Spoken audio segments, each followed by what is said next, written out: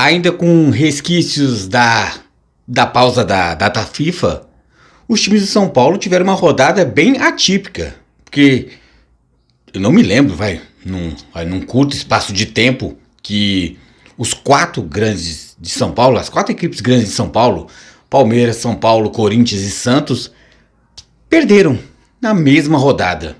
E você vê o rendimento muito parecido.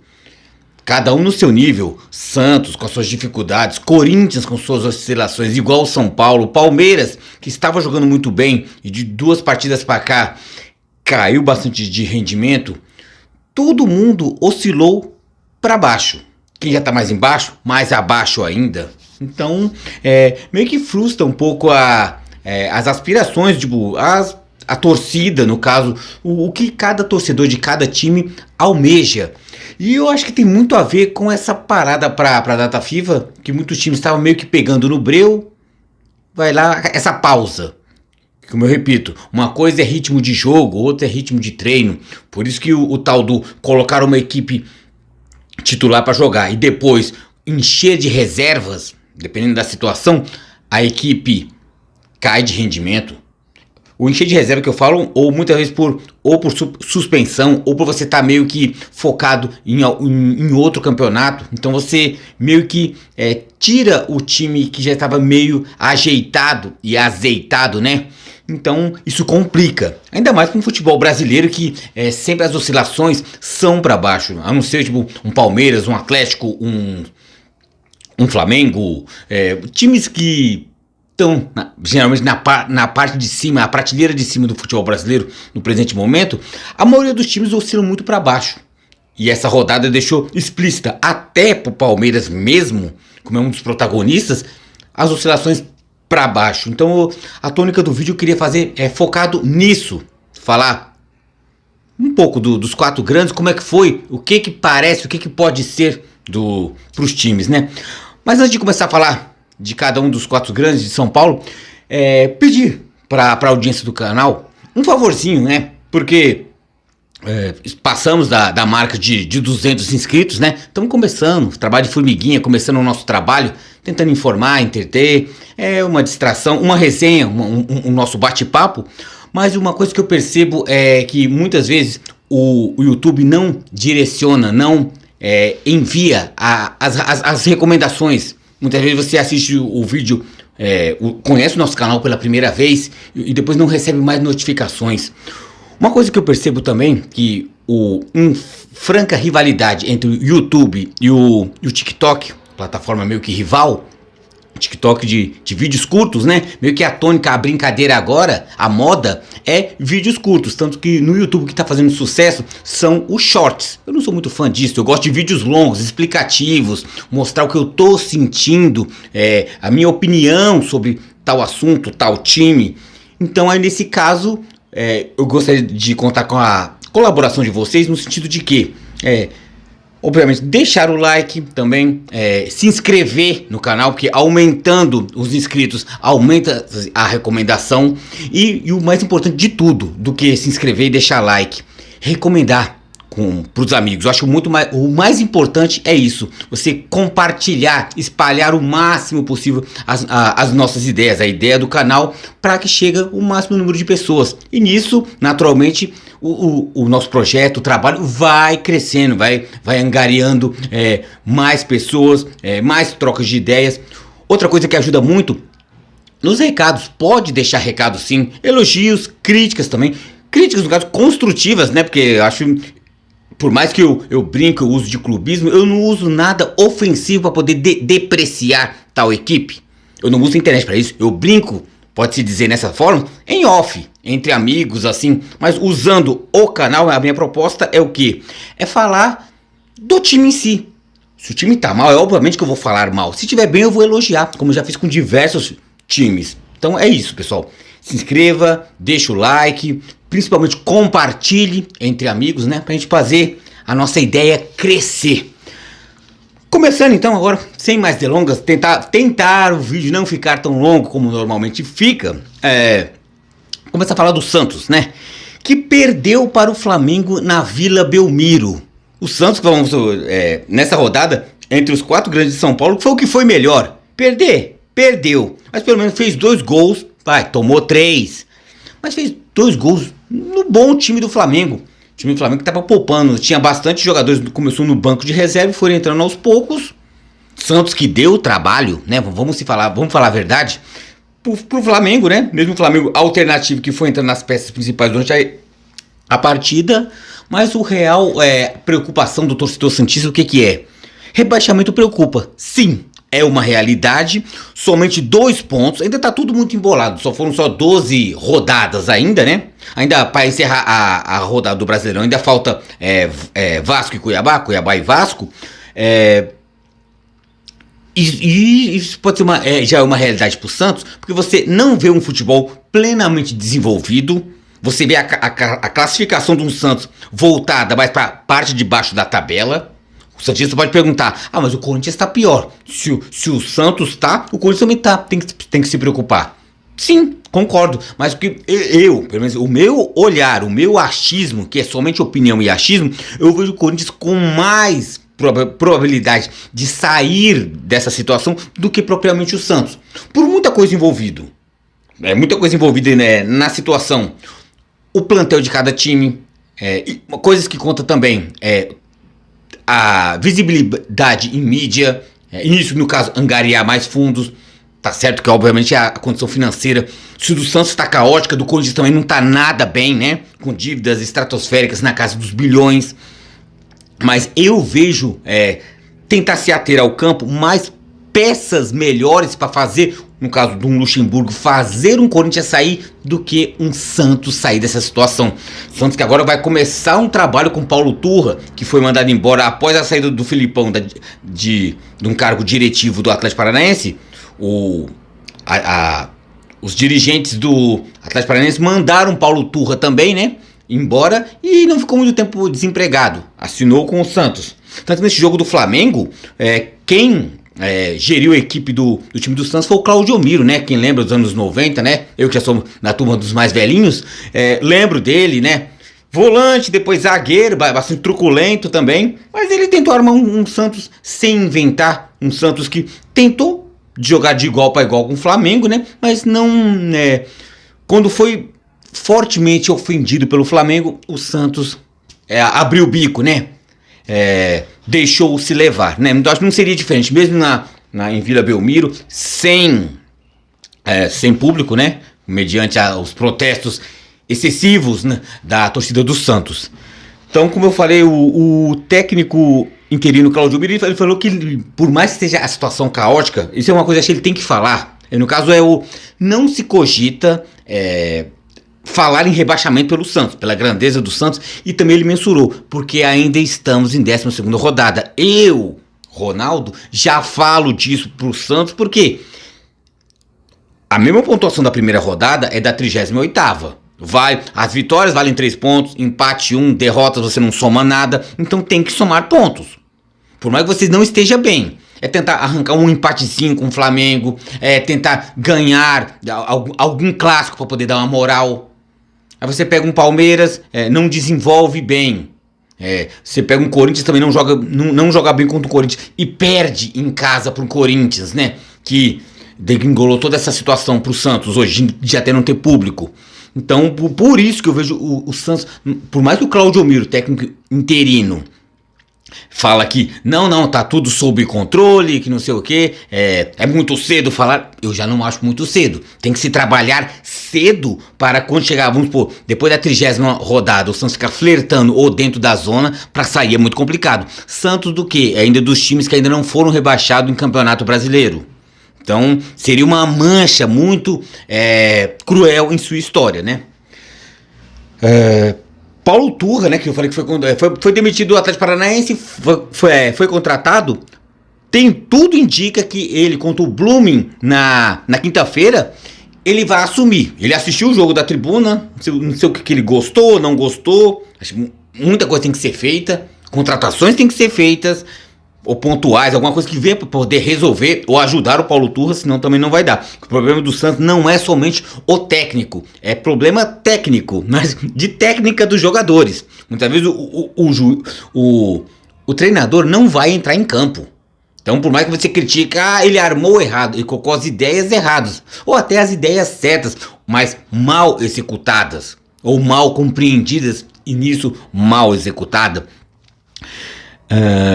Então, provavelmente, Paulo Torres estará à beira do campo, e acompanhando das tribunas da derrota para o Flamengo, estará à beira do campo, novamente na Vila Belmiro, sem público. Sem público, que nem foi aquela medida que o Ministério Público fez contra o Santos, acho que até contra o Vasco também. No caso, o Vasco acho que interditou São Januário, tanto que acho que o Vasco vai jogar, não sei se é na Ilha do Governador, no estádio da Ilha, lá da Portuguesa da Ilha do Governador, não vai jogar em São Januário. O Santos joga na Vila Belmiro, mas também igualmente sem público. E isso complica muito pro Santos, né? Que o Santos tinha uma das suas poucas armas, era o alçapão da Vila Belmiro. O Santos é uma equipe fraca, frágil, mas tinha o poder de sua torcida. Mesmo que número reduzido, a Vila Belmiro é de 10 a 12 mil, a Vila Belmiro já está abarrotada. Dá uma pressão. Não precisa ter 60 mil baforando no cangote. 10 mil em cima, no estádio pequeno, também dá mais pressão ainda. E o Santos perde isso. É nisso que eu sou contra aos protestos excessivos das torcidas. Isso vai, Corinthians na Arena da Baixada, ligando o sinalizador, sendo que já tinha sido punido lá por cantos homofóbicos contra o São Paulo. Acho que a pena foi, entrou com recurso lá, parece que miou o negócio lá, não deu certo. É complicado. O Santos tem situação mais complicada porque perde um seu grande aliado. A torcida nesse momento joga contra o time. Com motivo, sim, o time não tá jogando nada, não rende, mas o torcedor ser mais um inimigo, mas não ser aliado nessa guerra que o Santos tá travando contra o rebaixamento, eu acho que o torcedor tinha que ser mais próximo. É nessa hora que o torcedor tinha que literalmente abraçar o time. Não, vamos juntos até aqui, porque toda hora o Santos fica esperando, vai sair um moleque da base e vai me salvar. Vai me fazer ganhar dinheiro, vai sair um novo Neymar, um novo Robinho, um novo Diego. Então, muitas vezes, a fonte pode secar, ou a água pode diminuir, pode minguar. Isso o Santos, e eu não sei como é que seria a situação do Santos, com uma torcida a nível nacional pequena, é grande a torcida de São Paulo, no estado de São Paulo, na cidade de São Paulo sim, tem representatividade, mas para âmbito nacional não é. Nisso, menos receita. Se o Santos cai para uma segunda divisão com esse time, e vamos supor, numa hipótese, que não venha uma leva da molecada da base para salvar o Santos, o futuro é negro pro Santos. Por isso que eu peso nessa situação. O Santos perde muito sem torcida. Mais do que um Vasco. O Santos perde. O Santos perde muito. Então, Santos e Blooming, da Bolívia. O jogo vai ser na Vila Belmiro, sem público. Quinta-feira, 19 horas. A situação do Santos já foi. Sul-Americana é só para cumprir tabela que o Santos... na Sul-Americana, o regulamento, o primeiro classificado do grupo passa para o mata-mata, né? Para as oitavas de final, né? O segundo colocado vai para uma disputa com os terceiros do grupo da Libertadores, então os terceiros da Libertadores com os segundos da Sul-Americana. O Santos não vai chegar nem a isso. Tá em terceiro irá ficar. Porque o líder é Newell's Old Boys, ganhou os 5 jogos, fez 15 pontos, vai fazer o seu 6º jogo contra o Audax italiano, que está em segundo colocado. Audax italiano, da colônia italiana, do Chile, com 10 pontos. O Santos não alcança mais, que tem 4 em terceiro. Só se ganhar do Blooming, provavelmente irá ganhar. Vai a 7, não chega. Então está eliminado o Santos. Vergonhosamente, vamos falar a verdade. Numa Sul-Americana, o Santos não conseguir, mediante esses adversários, um Blooming, por favor, um Audax, tinha que ganhar. O Audax não o de Osasco, né, que todo mundo conhece, mas um Audax italiano. Quase ninguém conhece, acredito. Então o Santos pesa-se tudo isso que eu falei no Brasileirão. Atenções e olhos muito, muito atentos ao rebaixamento, né? Apesar de ser só a 12ª rodada. E o vexame de estar desclassificado numa Sul-Americana. Então esse é o Santos. Falar agora de Corinthians. Muda a página, sair de Santos e vai lá falar de Corinthians. Corinthians que... foi à Arena da Baixada e perde para o Atlético Paranaense. Gol de Vitor Roque, coloquei ele no Cartola, fiquei muito feliz, né? Merecia fazer mais também, né? Que joga bem o moleque, joga bem. Estão querendo forçar uma rivalidade. Vitor Roque é melhor que o Endrick. Cara, em vez de ficar forçando rivalidade, que bote os dois moleques numa seleção sub-20 ou o caralho que for. Vai ficar, o meu é melhor que o seu. Porra, porque veio fazer uma boa campanha pra botar os dois na seleção, não. Fica essa disputinha besta. É uma palhaçada, eu não gosto disso. Mas Vitor Roque joga muito. E o Corinthians provou desse veneno.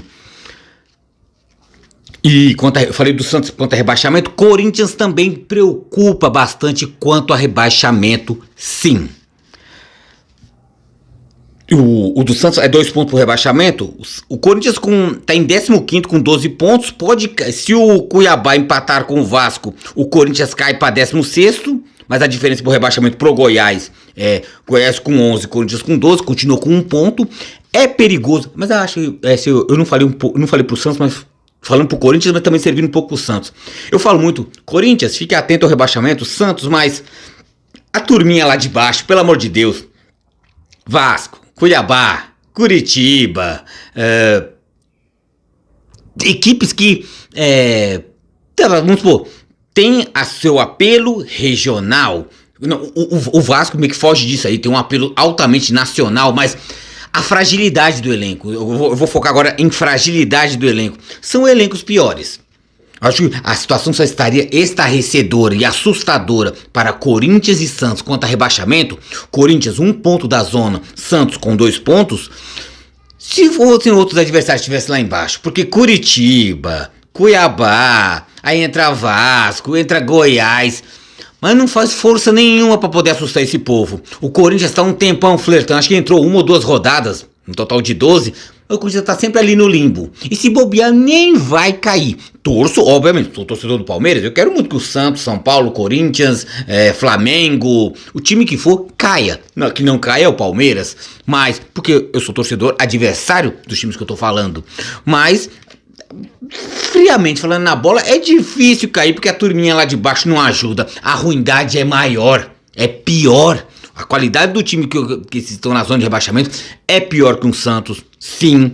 É pior do que um Corinthians, sim. Então, para poder, se vier o final do campeonato eu falar Corinthians caiu, Santos caiu, vai ter que se esforçar muito. Vai se esforçar muito para poder chegar ao final do campeonato e eu falar Santos rebaixado, Corinthians rebaixado. Vai ter que se esforçar muito. Uma coisa que preocupa no Corinthians também, e que muitos corintianos, que a torcida do Corinthians é uma torcida efervescente, aquela coisa que é do 8 a 80, do céu ao inferno em segundos. Perde um jogo, o Corinthians é um lixo. Ganhou, agora segura, o campeão voltou. Esse é o corintiano, né? Na verdade todo mundo mas o corintiano é mais isso, porque o Corinthians é maior torcida. Então, qualquer coisa pro bem ou pro mal, a gente vincula ao corintiano é assim. Mas todo torcedor o palmeirense, muitas vezes, eu sou assim muitas vezes, eu sendo palmeirense. As oscilações do Corinthians em campo. Foi no Vila Belmiro, foi o jogo que deu sinalizador, bomba, e torcida querendo invadir, e não sei o que. O Corinthians foi lá e ganhou de 2-0 do Santos. Eu salientei, corintiano comemore a vitória contra o Santos, legal, é muito bom ganhar clássico, mas é o Santos, o frágil Santos. E também põe nessa roda o frágil Corinthians. O Corinthians foi menos, por mais que esteja abaixo do Santos na classificação, o Corinthians não vou dizer que é melhor que o Santos, é menos ruim do que o Santos. Então pode ser dizer que essa classificação é enganosa. O certo seria o Corinthians à frente do Santos, pelo que se está apresentando. Porque quando teve o cara a cara, o tete a tete, o olho no olho, o Corinthians ganhou com total tranquilidade em Vila Belmiro, torcida única. Então, teve seus méritos o Corinthians, mas também teve todos os deméritos o Santos também. Então não vamos superdimensionar uma coisa e superdimensionar também o revés do Santos também. Tanto que, próxima rodada, o Corinthians foi lá e pegou o Atlético Paranaense e não jogou nada. Um time apático. Coisas de 20 minutos, tinha saído o gol do Atlético. E antes disso, bola na trave, 1 ou 2 milagres do Cássio. Então, o Corinthians, depois do gol, controlou a partida para não tomar mais gol. Mas você não viu o Corinthians com poder ofensivo. Corinthians com muitas improvisações. Luxemburgo, não sei se ele está perdido ou querendo mandar um recado para a torcida e para os dirigentes do Corinthians, mostrando, Ó, eu tô improvisando um Giuliano como 5 ou insistindo com o Rony porque eu não tenho material humano. Se ele chegar no microfone e falar isso aí, ele é mandado embora. Mas é uma explicação. Eu tava conversando com um corintiano no serviço e ele falando que muitos corintianos, amigos meus, dizem que o Corinthians não tem material. É aquela coisa lá. É uma individualidade, genialidade de Roger Guedes. É uma bola alçada que um Gil pode fazer de cabeça. Milagres que o Cássio faz para garantir um 0-0. Então, o Corinthians está vivendo disso. Então, nisso que eu falei, por mais que o Corinthians foi lá vencer um clássico, eu não consigo ver o Corinthians postulante a título esse ano.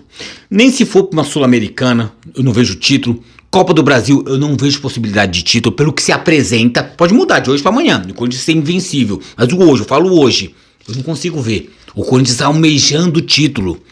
Então, a boa vitória contra o fraco Santos, sendo o fraco Corinthians, né? Mas se superou a péssima, a maior fraqueza do Santos. O Corinthians foi menos pior que o Santos. Venceu o Santos com autoridade na Vila Belmiro. Foi para a Arena da Baixada, não jogou nada. Você via esse grau de apatia nas feições quando mostrava em close a cara do Luxemburgo. Mãozinha no queixo, triste, cabisbaixo. Quer dizer, aquela coisa, eu vou fazer o quê? O time é fraco. Se eu chegar aqui e espinafrar todo mundo, o elenco é um lixo, eu perco o elenco, eu sou mandado embora, a torcida me xinga. Então é complicado. O Corinthians tem que abrir bem os olhos.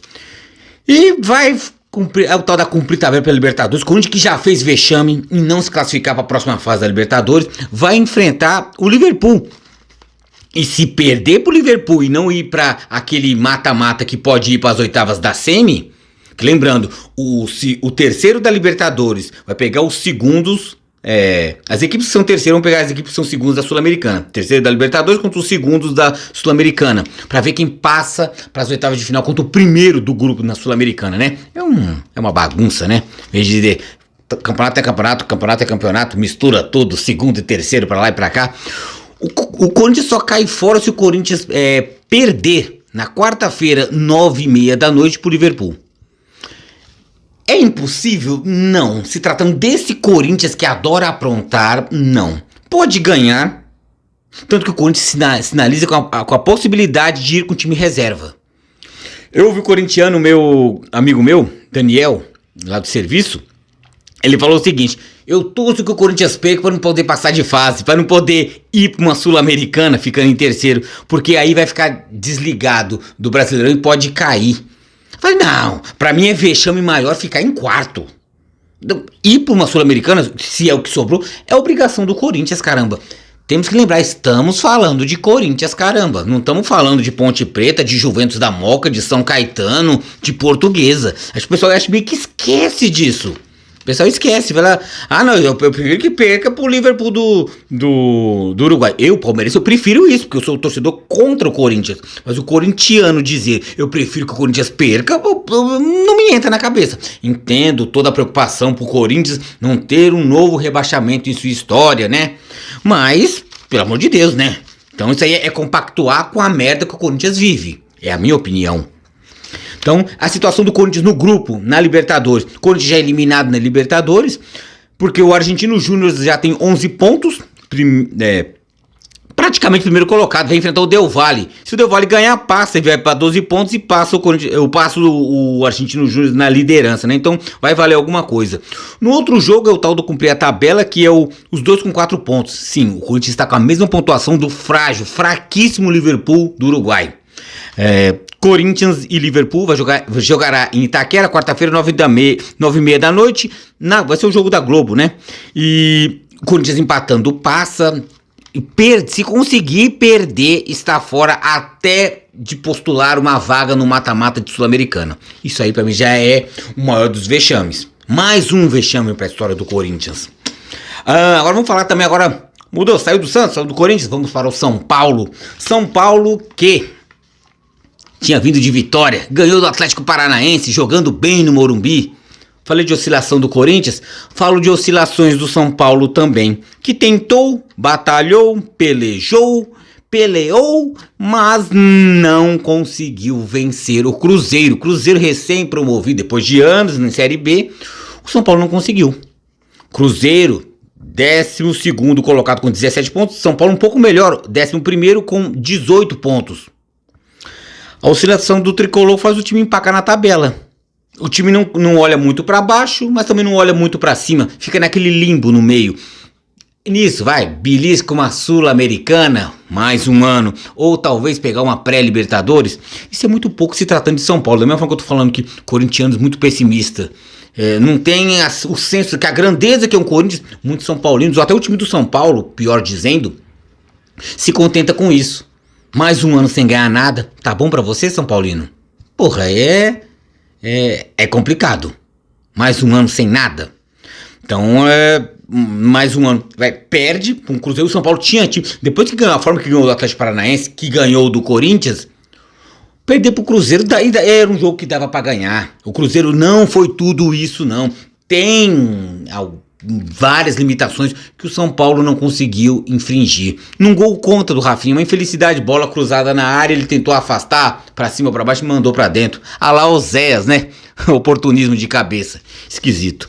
Mas uma coisa que tem que botar também na conta também, Dorival Júnior, que melhorou muito o time do São Paulo, isso tem que se falar, mas Dorival Júnior tem que botar na sua conta também as insistências que muito técnico tem. Luxemburgo tem, Dorival Júnior tem, Abel Ferreira tem, todo mundo tem as convicções. Luciano contra o Atlético Paranaense jogou bem. Aí vou pegar o Cruzeiro, Luciano vai pro banco, a gente não sabe o que aconteceu nos bastidores. Luciano, que é meio endiabrado, meio encapetado, pode ter aprontado algo, sei lá, ou pode ser só convicção do Dorival falando, não, eu quero o Alisson. Só que o Alisson já provou pra todo mundo que é muito fraco, caramba. Não dá pra continuar com o Alisson. Quem peca e quem sofre é o time do São Paulo, né? A equipe do São Paulo peca e quem sofre é o torcedor do São Paulo. Por quê? Insistir com o Alisson é um a menos. E sendo que o Luciano estava bem.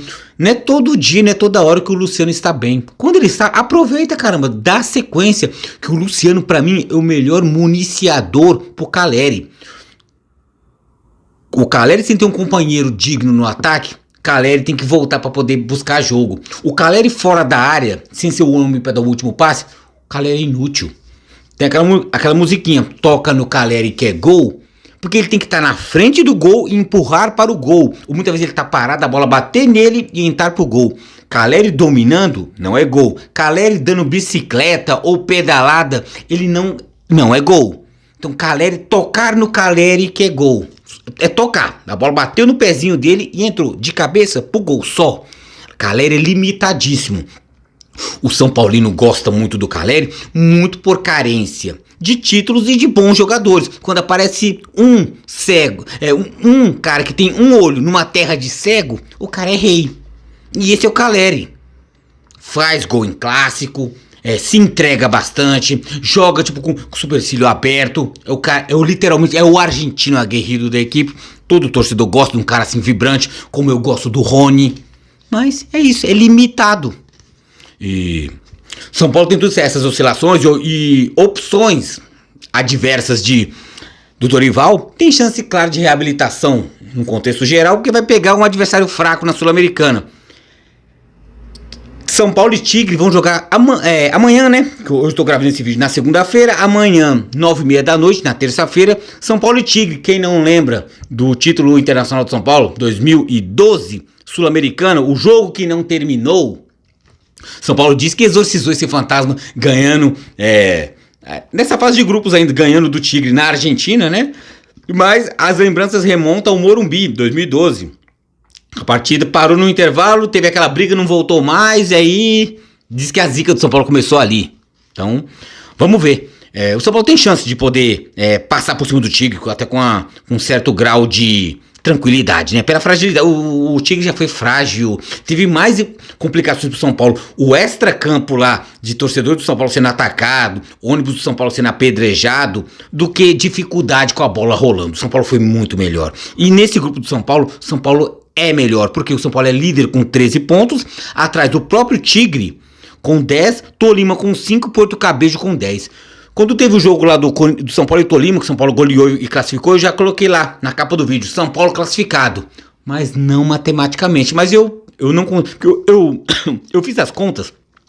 Vai ter um confronto direto, São Paulo e Tigre. Pro São Paulo ser, não vou dizer eliminado, mas sair da primeira colocação e ir pra segunda colocação pra disputar com o terceiro da Libertadores... Eu fiz as contas bem grosseiras, que eu sou de humanas, não sou de exatas. O São Paulo tinha que tomar no Morumbi de 5-0 do Tigre. Eu acho impossível. Vou torcer? Mas nem torcendo não vai. Que o São Paulo perca de 1-0, né? Tomar 5-0, não acho muito complicado. Também pela ruindade da equipe do Tigre. Vamos falar a verdade. O São Paulo nadou de braçada contra Tigre, contra Tolima, contra Puerto Cabello.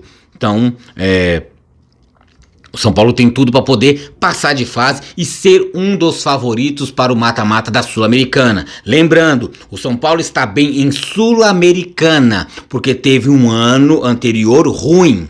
Não vá você pensando, eu estou bem, eu sou o rei da Sul-Americana, porque o seu passado foi ruim. Então esteja São Paulo numa futura Libertadores, ganhe uma Sul-Americana para... ano que vem estar numa fase de grupo de Libertadores. Aí sim dizer, São Paulo está bem. Hoje não está. Oscila muito. Falei dessas oscilações da equipe do Corinthians. Falo do São Paulo também. Fechar falar do Palmeiras. Palmeiras que perdeu de novo. Ei, Palmeiras, hein? Eu pensei que dava. Allianz Parque lotado, 38 mil pessoas. E o Palmeiras que há muito tempo não perdia no Brasileirão. 2 rodadas, 2 derrotas. Em Salvador, na Fonte Nova, perde para o Bahia. Vai pegar o Botafogo, derrota para o Botafogo.